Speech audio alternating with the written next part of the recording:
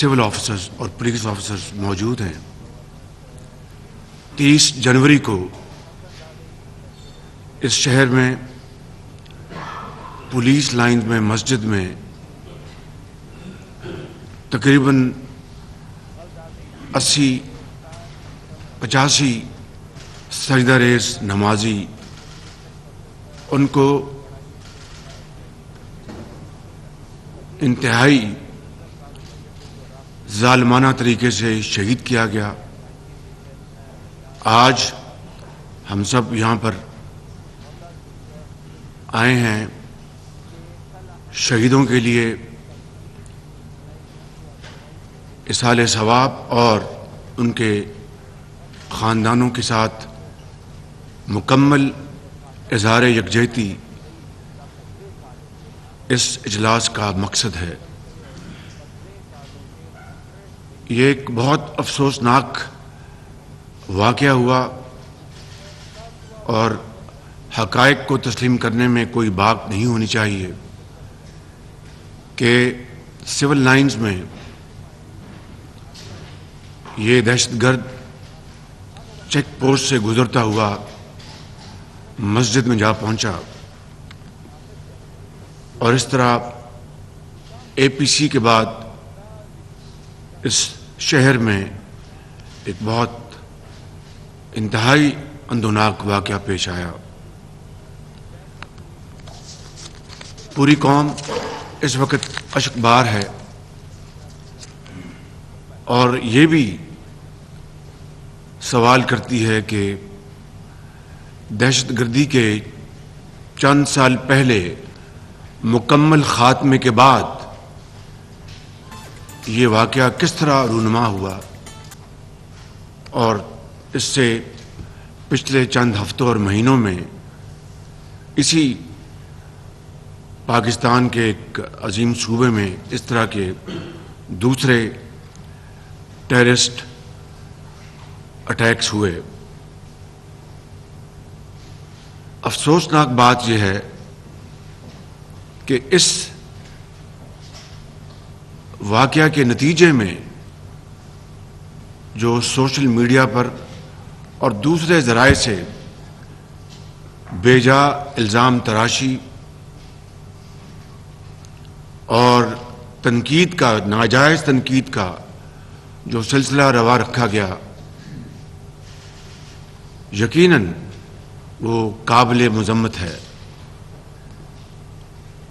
واقعہ کا ہونا وہاں پر جو سیکیورٹی لیپسز انتہائی افسوسناک ہے, اس کی بھرپور اس کی انویسٹیگیشن ہونی چاہیے اور ہوگی انشاءاللہ. کہاں کمزوری پائی گئی, کہاں ویکنس تھی, لیکن یہ کہنا کہ یہ ڈرون حملہ تھا یا کچھ اور بیجا الزامات کی بات کی گئی جو کہ ایسے موقع کے اوپر انتہائی نامناسب تھی. میں سمجھتا ہوں کہ پوری پاکستانی قوم اس وقت یہ سوچ رہی ہے کہ کس طریقے سے آئندہ اس ناسور کو قابو کیا جائے گا. کیا وہ اقدامات ہیں جو کہ بروئے کار لائے جائیں گے تاکہ پھر یہ جو ایک دہشت گردی کا ایک ریلا آیا ہے, ایک ویو آئی ہے, اس کو کس طرح ختم کیا جائے گا. میں سمجھتا ہوں کہ اس وقت یہ وقت کی اہم ترین ضرورت ہے کہ وفاق اور صوبے مل کر تمام پارٹیز کی پولیٹیکل لیڈرشپ, مذہبی زعماء, وہ پوری اس کی اونرشپ لیں اور اپنے اختلافات چاہے وہ سیاسی ہوں یا کوئی کسی بھی مکتبہ فکر سے ہو یا وہ علاقائی کوئی بات ہے, اس کو سب کو پس پش ڈال کر ہم ایک یکجاں دو قالب کی طرح ہم اکٹھے ہوں اور اس کا مقابلہ کریں. یہی وہ مرحلہ ہے جس میں تاریخ اس بات کی گواہ ہے کہ قومیں بنتی بھی ہیں اور ٹوٹتی بھی ہیں.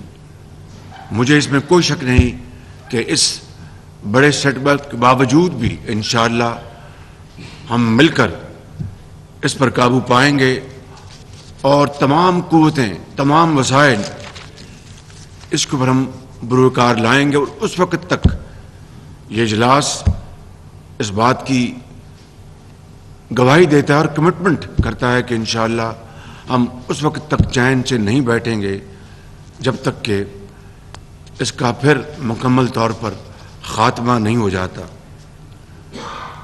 جو ماضی قریب کے ماہ و سال گزرے ہیں اس میں ضرب عضب اور رد الفساد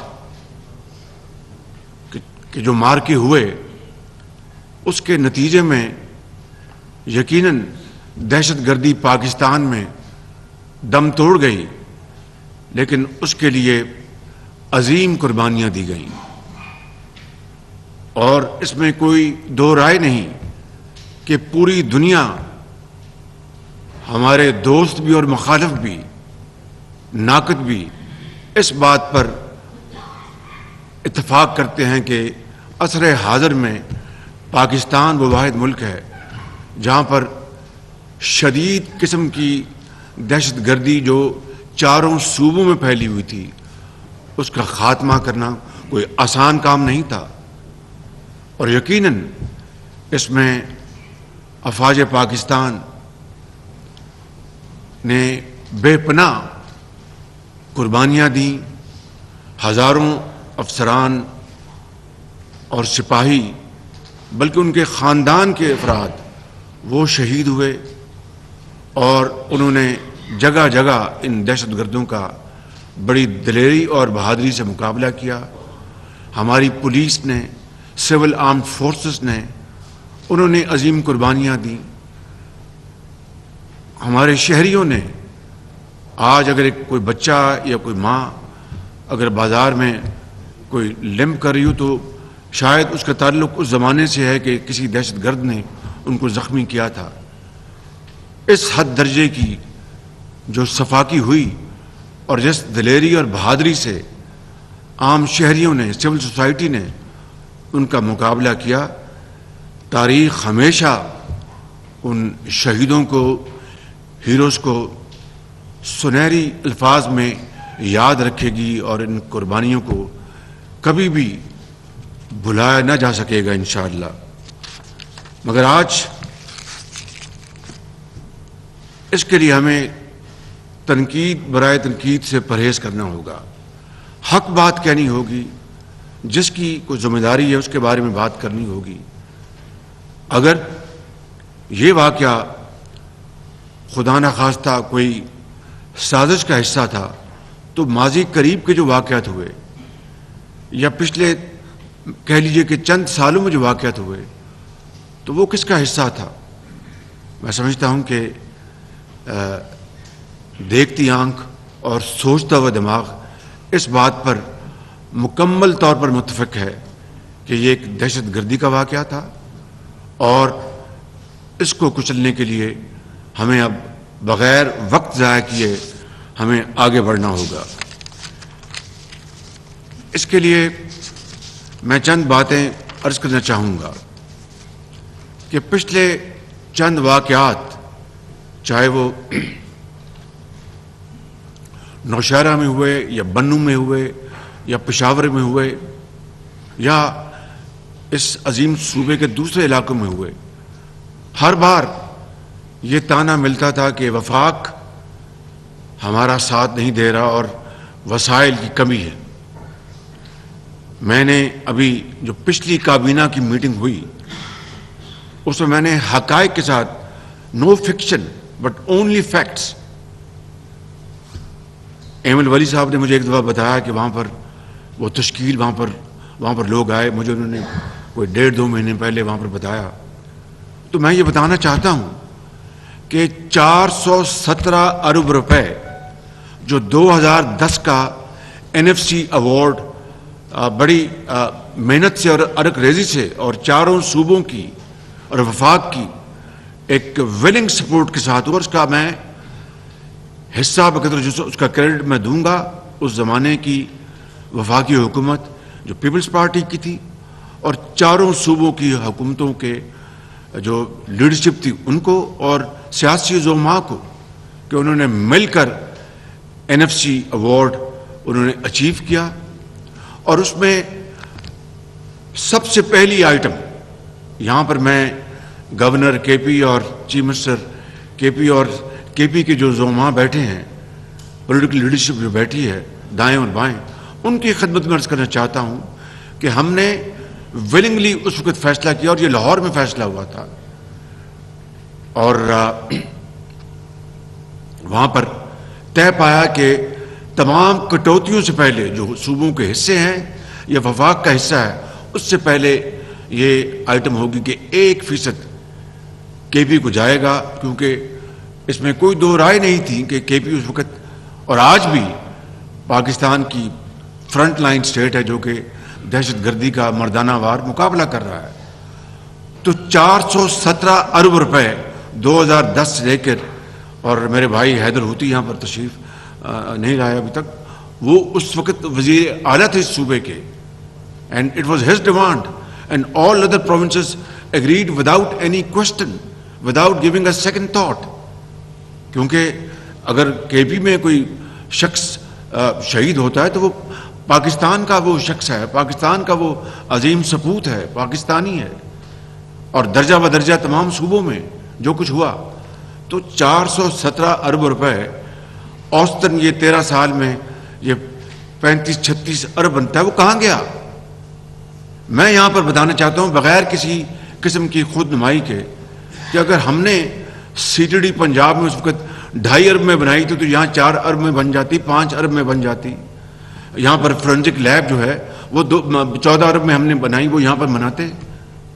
یہاں پر جو سمارٹ سٹی یا سیف سٹی ہے وہ ہم نے جو فورنزک لیب جو ہے وہ بنائی 3 ارب میں، معافی چاہتا ہوں، اور سیف سٹی 14 ارب میں بنایا.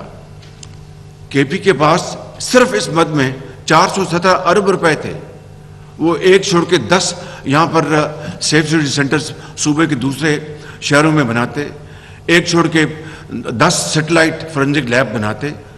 کوئی ان کو سوال نہ کرتا، بلکہ صوبے کی اور ملک کی اپنے بے پناہ خدمت ہوتی.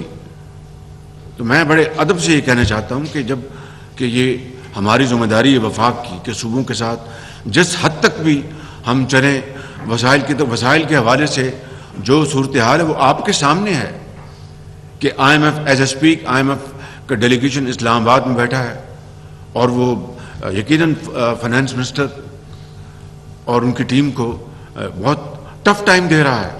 میں اس وقت اس موقع کے اوپر تفصیل میں نہیں جاؤں گا، صرف اس بات پر اکتفا کروں گا اس حوالے سے کہ ہمارا جو اس وقت اکنامک جو چیلنج ہے اٹ از انامیجنیبل، اور ہماری جو IMF کے ساتھ جو شرائط ہم نے اپنے پوری کرنی ہے وہ اٹس بیونڈ امیجنیشن، لیکن مجبوری اس کو کرنا ہے، ہم نے ہر صورت کرنا ہے.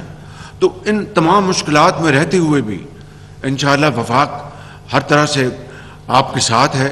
آپ کی مشاورت سے ہم انشاءاللہ وفاق میں بھی اور چاروں صوبوں میں CTD کو ہم جس طریقے سے بھی مضبوط کر سکتے ہیں، آگمنٹ کر سکتے ہیں، ٹریننگ کے حوالے سے، اپنا جو ایکوپمنٹ جو ہے اس کے حوالے سے جو کچھ بھی ہے وہ ہم حاضر ہیں.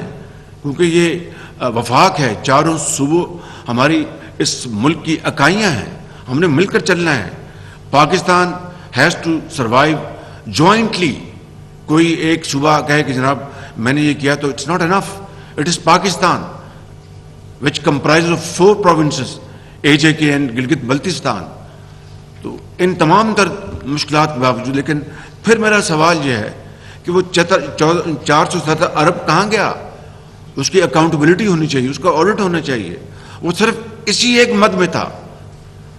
میں سمجھتا ہوں کہ اگر یہ پیسہ اس مد میں اس کا آدھا حصہ بھی 1/4 بھی خرچ ہوا ہوتا تو یقین کریں کہ آج اس صوبے کے عوام اپنا رات کو میٹھی نیند سوتے کہ ان کو پتہ ہوتا کہ وہ تمام لوازمات، وہ تمام بیسک اسینشلز موجود ہیں ان کی حفاظت کے لیے.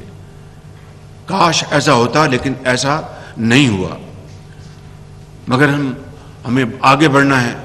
ہمیں تمام، کیونکہ یہ جو دہشت گردی ہے یا دہشت گرد جو ہوتے ہیں، ان کا نہ کوئی مذہب ہے، نہ ان کا کوئی ملک ہے، نہ ان کا کوئی دین ہے، نہ ان کا کوئی ایمان ہے. وہ انسانیت پر حملہ آور ہوتے ہیں like پرپیٹریٹرز.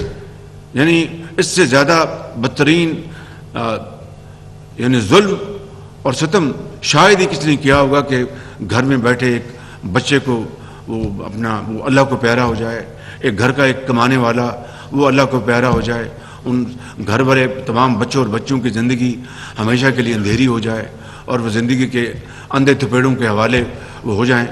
Pakistan was not carved out of India for this purpose.